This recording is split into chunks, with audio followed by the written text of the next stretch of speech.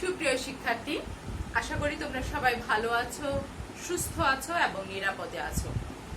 Online ক্লাসে তোমাদের সবাইকে আরো একবার স্বাগত জানাচ্ছি। আমি আইনুন নাহার, প্রভাষক, Lakers public school and college, Rangamati. সুপ্রিয় একাদশ এবং দ্বাদশ শ্রেণীর শিক্ষার্থী, আমরা ব্যবসায়িক সংগঠন ও ব্যবস্থাপনা প্রথম পত্র নিয়ে আলোচনা করছিলাম। প্রথম পত্র থেকে আমরা নবম অধ্যায় ব্যবসায়ী সহায়ক সেবা এই অধ্যায়টি নিয়ে আলোচনা করছিলাম। এই অধ্যায় হতে আমরা এর আগের ক্লাসগুলোতে ব্যবসায়ীর বিভিন্ন সরকারি এবং বেসরকারি প্রতিষ্ঠান থেকে প্রাপ্ত সহায়তাগুলো নিয়ে আলোচনা করেছি। তারই ধারাবাহিকতা হিসেবে আজ আমরা শিল্প ও বণিক সমিতি থেকে প্রাপ্ত সহায়তা এবং রপ্তানি উন্নয়ন ব্যুরো হতে প্রাপ্ত সহায়তা নিয়ে আলোচনা করব। আজ আমি দুটি প্রতিষ্ঠান হতে প্রাপ্ত সহায়তা নিয়ে আলোচনা করব, কারণ আমরা এরপরে আবার আঞ্চলিক যে সাহায্য সংস্থাকারী প্রতিষ্ঠান আছে সেগুলো নিয়ে আলোচনা করব। আবার একই সাথে আরো বিজিএমই নিয়েও আলোচনা করব। তো আমরা আমাদের পাঠটা যেন খুব বেশি দীর্ঘায়িত না হয়, সেই জন্য একই সাথে আজকে আমি দুটি প্রতিষ্ঠান হতে প্রাপ্ত সহায়তাগুলো নিয়ে আলোচনা এবং বুঝিয়ে দেওয়ার চেষ্টা করব। আশা করছি তোমরা আমার সাথে থাকবে এবং যদি কোনো বিষয় বুঝতে না পারো তাহলে অবশ্যই আমাকে প্রশ্ন করবে, কমেন্টস বক্সে সেটা জানাবে, আমি সেটা সেখান থেকে নিয়ে তোমাদেরকে পরে আবার আলোচনা করে দেব। সুপ্রিয় শিক্ষার্থী, চলো তাহলে আমরা দেখি যে শিল্প ও বণিক সমিতি থেকে প্রাপ্ত সহায়তাগুলো কি।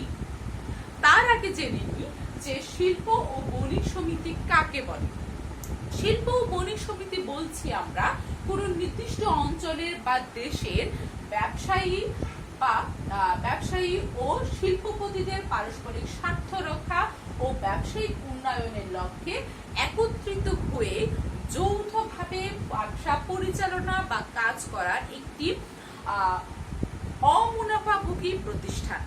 আবারও বলছি, ভালো করে বুঝে নাও, এটি হচ্ছে একটি যারা শিল্পপতি, যারা শিল্পের সাথে জড়িত সেই রকম ব্যক্তিবর্গ এবং ব্যবসায়ীদের পারস্পরিক স্বার্থ রক্ষার জন্য যে এবং তাদের ব্যবসায়িক উন্নয়ন, তাদের ব্যবসায়িক যে উন্নয়নমূলক কর্মকাণ্ড সেগুলো পরিচালনা করার জন্য একটি প্রতিষ্ঠান, যেটা একটি অমুনাফাভোগী প্রতিষ্ঠান। এটিতে ব্যবসায়ী যারা তারা এবং যারা শিল্পপতি তারা দুজনেরই যৌথ একটি প্রতিষ্ঠান। সাধারণত এই প্রতিষ্ঠানগুলো ব্যবসায়ী এবং শিল্পপতিদের জন্য যে সাহায্য সহযোগিতাগুলো করে থাকে সেইগুলো হচ্ছে শিল্পনীতি ও বাণিজ্য নীতি প্রণয়ন। একটা দেশের জন্য এবং একটা দেশের ব্যবসা বাণিজ্য পরিচালনার জন্য শিল্পনীতি এবং বাণিজ্য নীতির গুরুত্ব কিন্তু অপরিসীম।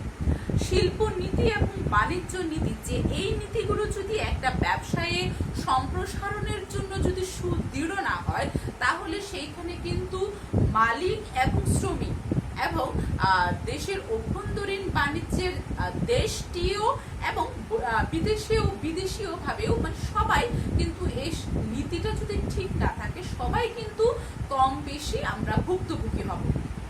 সেই জন্য একটা দেশের শিল্প বাণিজ্য সম্প্রসারণের জন্য শিল্পনীতি এবং বাণিজ্য নীতির প্রয়োজনীয়তা অনস্বীকার্য।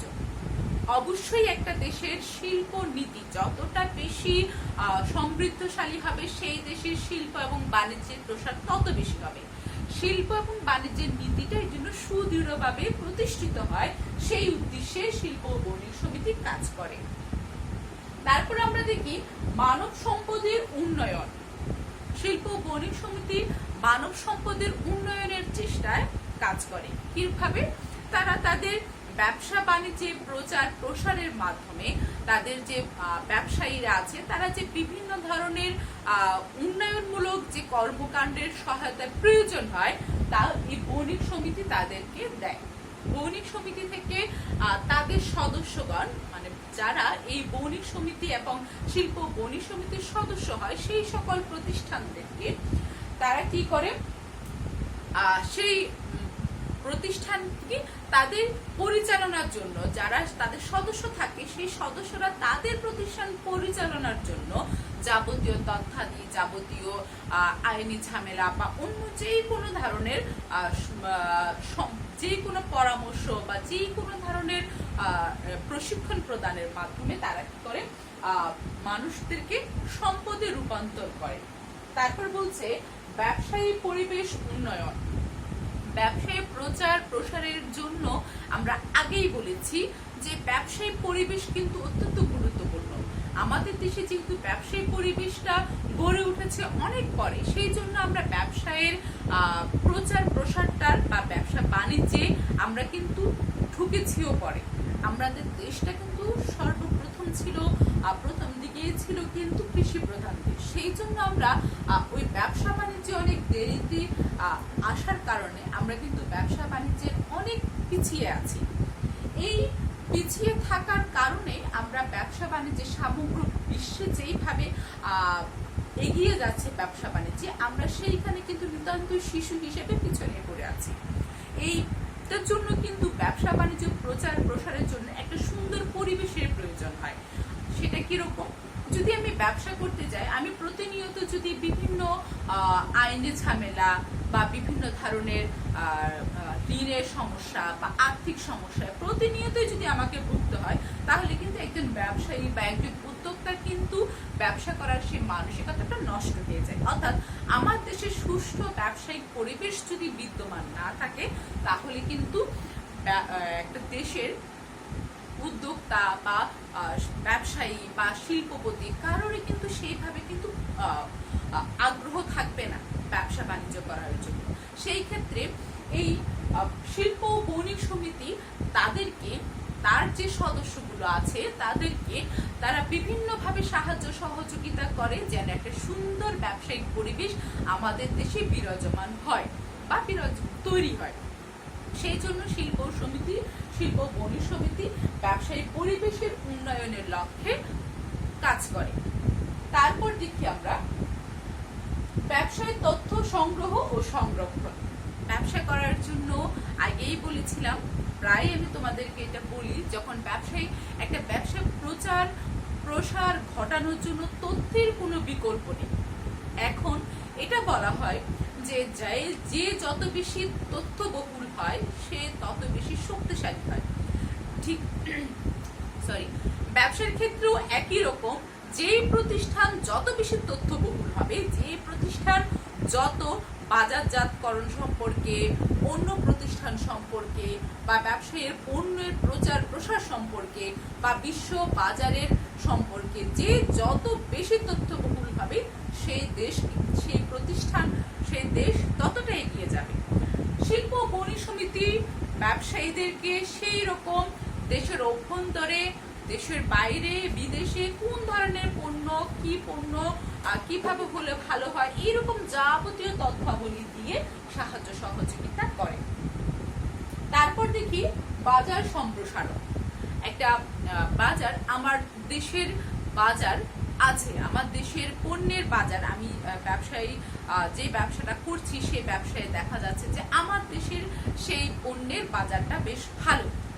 এখন আমি যদি চাই যে আমার দেশের এই পণ্যের বাজারটা আমি বিশ্ব বাজারে পৌঁছে দিব, সেই ক্ষেত্রে আমার কিন্তু চাই, আমি বিশ্ব বাজারে পৌঁছে দিতে চাই, এই কথাটা, এই ইচ্ছাটা পোষণ করা যতটা সহজ, বিশ্বের দরবারে পৌঁছে দেওয়া কিন্তু তার চেয়ে অনেক বেশি জটিল। এই বিশ্বের বাজারে বাজার সম্প্রসারণ করার জন্য কিন্তু শিল্প বণিক সমিতি যথেষ্ট সাহায্য সহযোগিতা করে। অর্থাৎ একটা পণ্য উৎপাদন হওয়ার পরে, সেটা কিন্তু উৎপাদিত হওয়ার পরে সেটা কিন্তু বাজারজাতকরণ করাটা কিন্তু অনেক গুরুত্বপূর্ণ। কারণ বাজারজাতকরণের ফলেই কিন্তু আমার মুনাফাটা অর্জিত হবে, আমি আমার প্রতিষ্ঠানের কাঙ্ক্ষিত লক্ষ্যে পৌঁছাবো। সেই জন্য বাজার সম্প্রসারণ কিন্তু অত্যন্ত গুরুত্বপূর্ণ। বাজার সম্প্রসারণের মাধ্যমে একটা পণ্যের প্রকৃত যে উদ্দেশ্য, সেই উদ্দেশ্যটা সাধিত হয়। তারপর দেখি কর্মসংস্থানের সৃষ্টি। শিল্প বণিক সমিতির মাধ্যমে যেহেতু অনেক প্রতিষ্ঠানই যেগুলো প্রায় বিলুপ্ত হয়ে যাচ্ছে বা যেগুলো বিলোপ সাধন হয়ে যাচ্ছে, সেই রকম প্রতিষ্ঠানকেও যেহেতু শিল্প বণিক সমিতি সাহায্য সহযোগিতা করে, সেই জন্য সেই উদ্যোক্তা বা ব্যবসায়ী বা শিল্পপতিরা কিন্তু তাদের সেই প্রতিষ্ঠানটা আবার প্রাণ ফিরে পায়, অনেক মানুষের এর মাধ্যমে কর্মসংস্থান তৈরি হয়, যার দরুন অনেক মানুষের কর্মসংস্থান সৃষ্টির লক্ষ্যেও কিন্তু শিল্প বণিক সমিতির কাজ করছে। তারপর দেখি প্রবলেখ পত্র ইস্যু। প্রবলেখ মানে হচ্ছে যে একটা পণ্যের যে উৎপত্তি স্থল, যে উৎপত্তির জায়গা, সেই জায়গা সম্পর্কে প্রচার প্রসার। যেমন মনে করি ঢাকায় জামদানি শাড়ির উৎপত্তি, এটা বিশ্বের দরবারে এখন সমাদৃত বা সবাই এখন স্বীকার করে নিচ্ছে যে জামদানি ঢাকাতেই এটার জন্ম। এই যে উৎপত্তিটা যে ঢাকাতে বা একটা পণ্যের উৎপত্তি যে স্থানে, সেই স্থান সম্পর্কে প্রচার প্রসারটাকে বলছে কি প্রবলেখ পত্র ইস্যু। এই প্রবলেখ পত্র ইস্যুটা করে শিল্প বণিক সমিতি। তাহলে এই শিল্প বণিক সমিতি এই সাহায্য সহযোগিতা করে। এটা ছাড়াও তারা কি করে, বিরোধ নিষ্পত্তি করে। বিভিন্ন ধরনের যদি এক প্রতিষ্ঠানের সাথে অন্য প্রতিষ্ঠানের কোনো ধরনের কোনো বিরোধ তৈরি হয়, সেই বিরোধ নিষ্পত্তির ক্ষেত্রেও কিন্তু শিল্প বণিক সমিতি সাহায্য সহযোগিতা করে। সুপ্রিয় শিক্ষার্থী, তাহলে শিল্প বণিক সমিতি থেকে প্রাপ্ত সাহায্য সহযোগিতা সম্পর্কে আমি তোমাদের সাথে বিস্তারিত আলোচনা করলাম। চলো এবার আমরা তার পরেরটাতে যাই, রপ্তানি উন্নয়ন ব্যুরো। রপ্তানি উন্নয়ন ব্যুরো পণ্য রপ্তানি করার জন্য রপ্তানিমুখী শিল্প কারখানাকে পৃষ্ঠপোষকতা দান এবং রপ্তানি আয় বৃদ্ধির মাধ্যমে দেশের অর্থনীতিকে শক্তিশালী করার জন্য বাংলাদেশের সরকারি মালিকানায় যে আধা স্বায়ত্তশাসিত প্রতিষ্ঠান কাজ করে তাকে আমরা রপ্তানি উন্নয়ন ব্যুরো বলছি।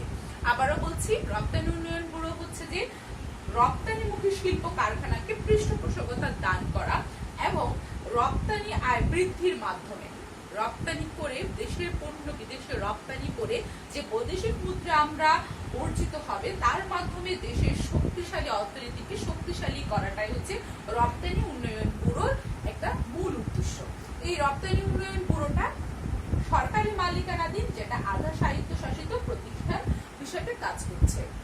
এই রপ্তানি উন্নয়ন ব্যুরো থেকে আমরা যে সাহায্য সহযোগিতাগুলো পাই সেগুলো হচ্ছে বিক্রয় ও প্রদর্শনী কেন্দ্র স্থাপন।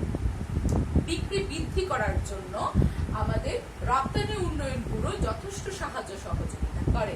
আবার একই সাথে প্রদর্শনী কেন্দ্র স্থাপন করার ক্ষেত্রে প্রদর্শনী যত হবে, আমি যত বেশি দেখাতে পারবো তত কিন্তু পণ্যের প্রচার প্রসার বৃদ্ধি পাবে। কারণ আমি যখন মানুষকে দেখাবো তখনই কিন্তু মানুষ আমার পণ্য সম্পর্কে জানবে। আমার পণ্য সম্পর্কে মানুষ জানলেই কিন্তু আমার পণ্য ক্রয় করতে আগ্রহী হবে। সেই জন্য সেই উদ্দেশ্যকে মাথায় রেখে রপ্তানি উন্নয়ন ব্যুরো কি করছে, বিক্রয় ও প্রদর্শনী কেন্দ্র স্থাপন করছে। তারপর হচ্ছে আন্তর্জাতিক মেলার আয়োজন। আন্তর্জাতিকভাবে যখন মেলার আয়োজন করা হয় তখন বিভিন্ন দেশের পণ্য সেইখানে আসে, আবার একই সাথে আমার দেশের পণ্য সেখানে যুক্ত হয়।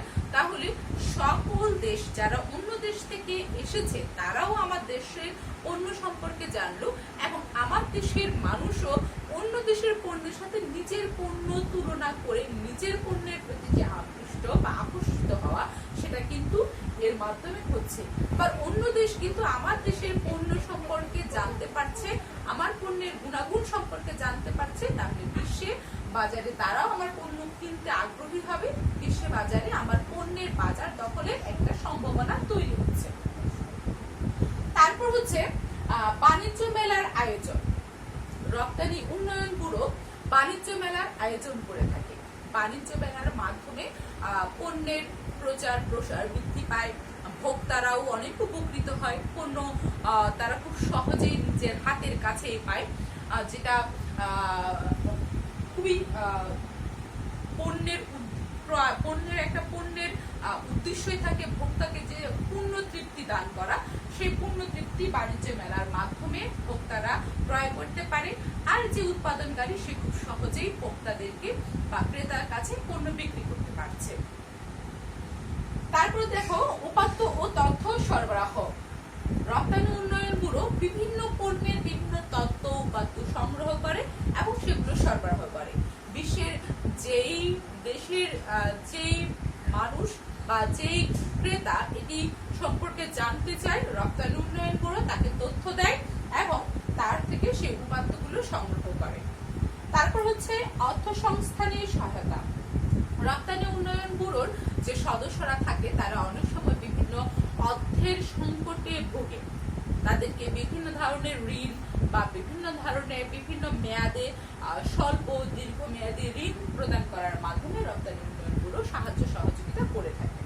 তারপর হচ্ছে ব্যবসায়িক চুক্তি সম্পাদন। ব্যবসায়িক একটা দেশের সাথে অন্য দেশের যে ব্যবসায়িক চুক্তি সম্পাদিত হবে সেই চুক্তিটি কিভাবে হবে সেটার সাথে এক দেশের সাথে অন্য দেশের চুক্তি সম্পাদন করার ক্ষেত্রেও কিন্তু রপ্তানি উন্নয়ন ব্যুরো কাজ করে।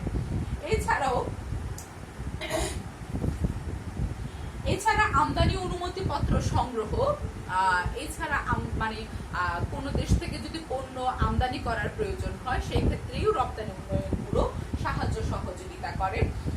বিভিন্ন সেমিনার আয়োজন করে, সেইখানে দেশের এবং দেশের বাইরের বিভিন্ন বড় বড় কোম্পানির ক্রেতারা থাকেন, তারা বিভিন্ন পণ্য সম্পর্কে জানেন, পণ্য কিনতে তারা আগ্রহী হন।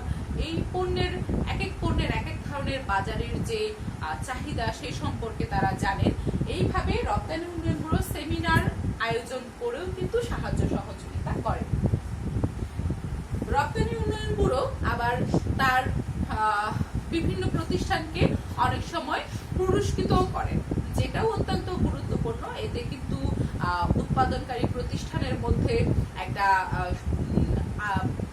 প্রতিযোগিতার মূলক একটা মনোভাব তৈরি হয়, পুরস্কার পেতে সবারই ভালো লাগে, সেই ক্ষেত্রে তারাও একটা লাভবান হয়।